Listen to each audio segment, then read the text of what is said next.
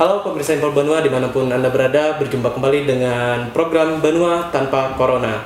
Nah, sektor kesehatan menjadi sektor yang sangat terpukul di kala pandemi saat ini, di mana semua aspek di dalamnya sangat bekerja keras untuk bisa memenuhi ketersediaan ataupun layanan yang diberikan kepada para penderita penyakit COVID-19 ataupun semacamnya. Nah, bagaimana dengan subsektor yang dimiliki oleh kesehatan, yaitu dari segi donor darah?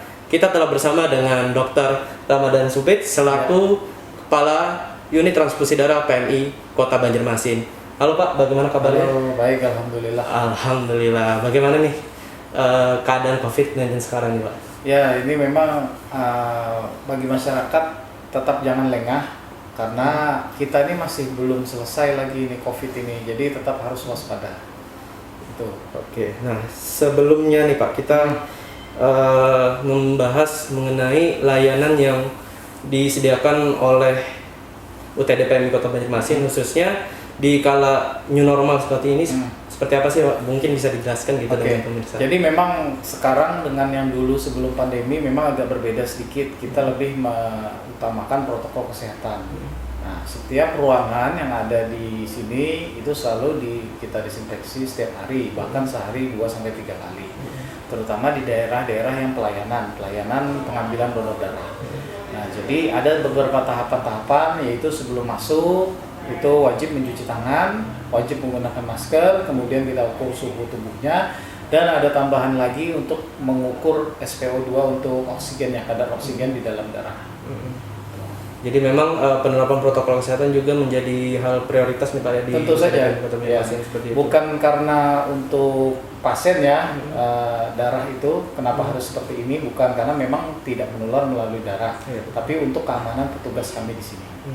Oke. Nah, boleh diceritakan sedikit nggak Pak pada saat pandemi awal itu datang nih Pak, bagaimana kondisi UTD PMI sendiri Pak di awal-awal bulan tersebut Pak? Jadi waktu itu awal mulai pandemi itu kita langsung drastis penurunan, apalagi setelah itu kan ada bulan puasa, kemudian ada PSBB, itu luar biasa sampai 80% itu penurunan pendonornya, sedangkan kebutuhan rumah sakit kan cukup tinggi. Paling tidak minimal per hari itu 50 lah sedikitnya pada saat itu. Sedangkan kita mencari pendonor itu agak kesusahan. Kegiatan di luar 0%. Biasanya kita sehari 1-3 kali kan, 3 kegiatan, 3 tempat. Nah, pada saat itu nol sama sekali. Sedangkan minat untuk datang ke sini memang dari dulu itu memang kurang. Karena kita biasanya jemput bola, yaitu di tempat-tempat kegiatan. Nah, dengan adanya hal seperti itu kemarin, lalu kami di sini memikirkan segala cara bagaimana upaya untuk meningkatkan pendonor yang datang. Jadi kita edukasi bahwa mendonor itu aman, kalau perlu kita jemput dengan sesuai protokol kesehatan pada saat itu. Alhamdulillah, makin kesininya makin membaik, banyak orang-orang yang peduli. Walaupun banyak yang datang ke sini, kita atur sedemikian rupa supaya tidak berkumpul atau bergerombol banyak langsung. Jadi istilahnya 1-2 orang dulu yang masuk, sisanya menunggu di luar dulu. Jadi penerapan antrian pun ketika masuk ke UTD PMI ini sudah harus dijalankan seperti itu Pak. Nah, pada mungkin kita sudah masuk era new normal Pak, sekitar bulan Juli ataupun bulan Agustus kemarin.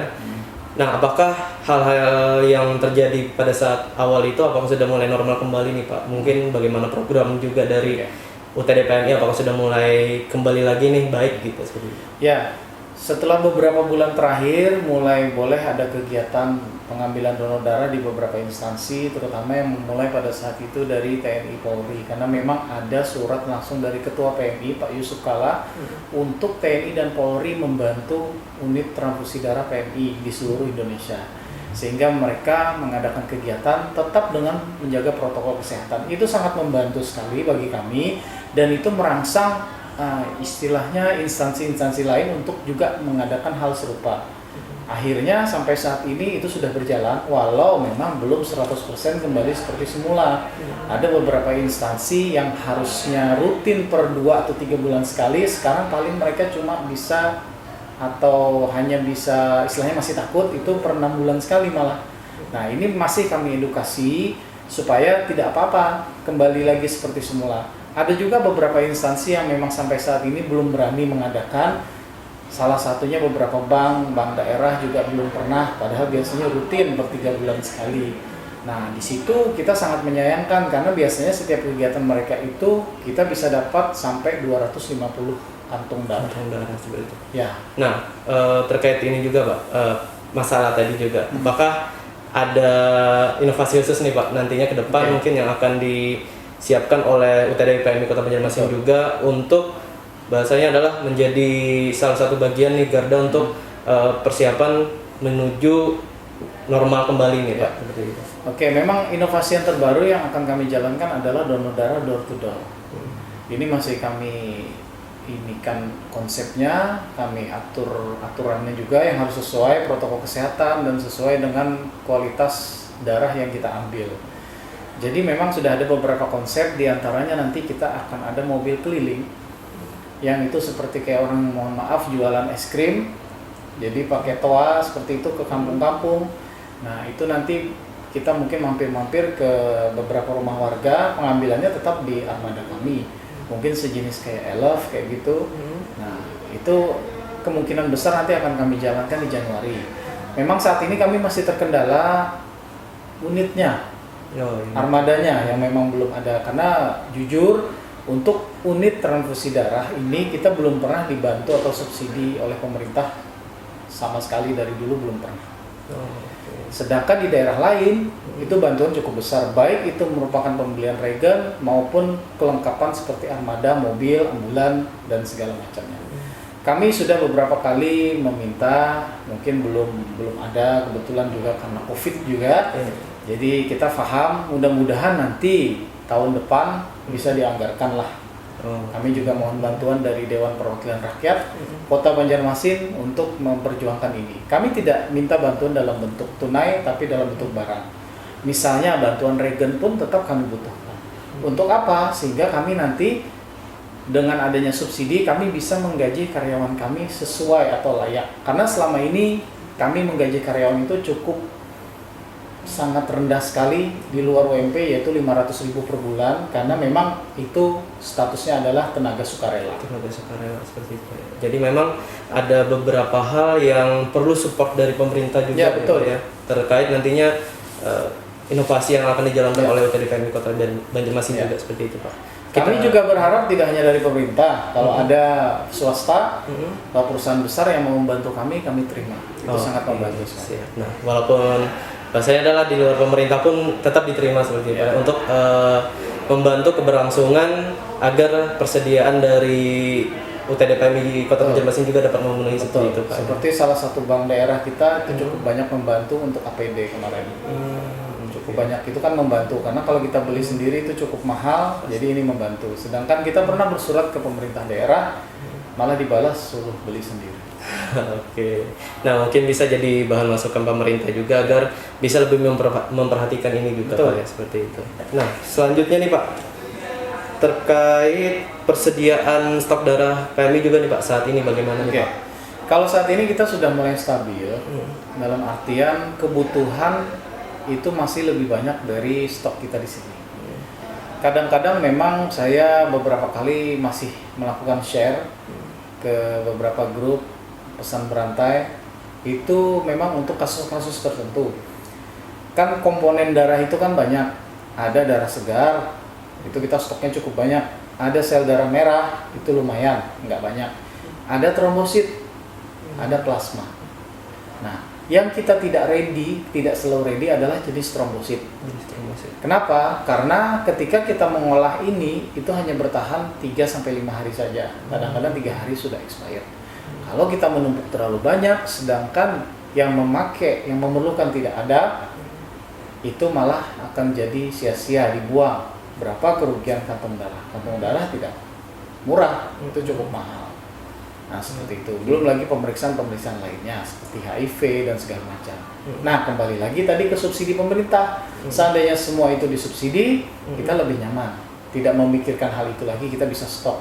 Biar aja expired istilahnya kan, tapi kebutuhan masyarakat bisa terpenuhi, tidak lagi tengah malam mencari-cari. Oke, betul seperti itu. Nah, selanjutnya nih Pak, terkait sebentar lagi kita akan ada libur Nataru nih Pak, Natal dan Tahun Baru juga. Oke. Walaupun bahasanya dari pemerintah juga sudah memberikan diskon nih ya untuk liburan tersebut. Nah, bagaimana nih Pak terkait hal tersebut juga persiapan dari UTD PMI Kota Banjarmasin juga bagaimana itu Pak? Ya, kita memang terus bekerja, apalagi kita kan seperti rumah sakit karena yang namanya pelayanan kesehatan kita tidak pernah tutup, 24 jam buka, walaupun libur panjang atau segala macam, itu tidak berpengaruh di kita. Yang berpengaruhnya mungkin orang-orang yang pendonornya aja lagi ini. Nah, tapi mulai sekarang ini kita makanya kalau untuk seperti kayak darah segar, sel darah merah itu kita bisa nyetok, karena itu bisa bertahan sampai 1 bulan. Tapi kalau yang lainnya seperti kayak plasma ataupun trombosit itu kan tidak bisa. Nah paling itu aja lagi. Saya harapannya adalah instansi-instansi atau perkumpulan-perkumpulan, baik itu BPK, TNI Polri, saya mohon selama libur panjang ini tetap siaga dan siap ditelepon 24 jam. Kami juga sudah sosialisasi dengan data pendonor kita yang sudah masuk di sini, itu mencapai puluhan ribu orang. Nah, kita sudah setiap sosialisasi bahwa Bapak dimohonkan kesediaannya untuk ditelepon tengah malam. Karena apa? Kita tengah malam ini tidak bisa memastikan, terutama untuk yang jenis trombosit itu kan harus siap terus. Sedangkan kita tidak bisa nyetok karena tidak tahan lama. Nanti kalau misalnya expired dibuang cost ratio berapa kerugian kita. Sedangkan kami belum pernah dibantu oleh pemerintah untuk subsidi. Nah, maka dari itu harapan saya tetap ini pendonor-pendonor siap ditelepon 24 jam. Itu aja. Siap. Nah, terakhir nih Pak, mungkin apakah ada pesan juga atau himbauan nih kepada masyarakat terkait untuk mendukung program dari UTD PMI Kota Banjarmasin ini juga?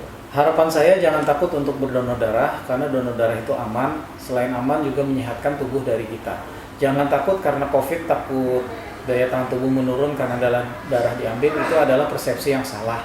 Bahkan justru dengan semakin sering kita berdonor darah, itu akan terbentuk sel darah baru, dalam artian di situ kita akan terus membentuk antibodi yang bagus. Jadi tolong jangan pernah takut untuk berdonor darah dan selalu siap 24 jam apabila kami memerlukan. Karena apa? 1 tetes darah Anda itu bisa menyelamatkan nyawa orang lain.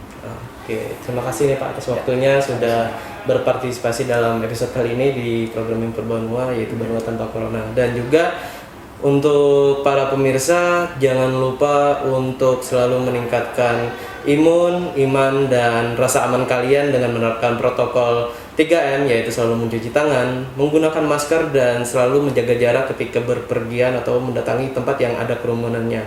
Saya mewakili kru Info Banua yang bertugas mengucapkan terima kasih. Wassalamualaikum warahmatullahi wabarakatuh.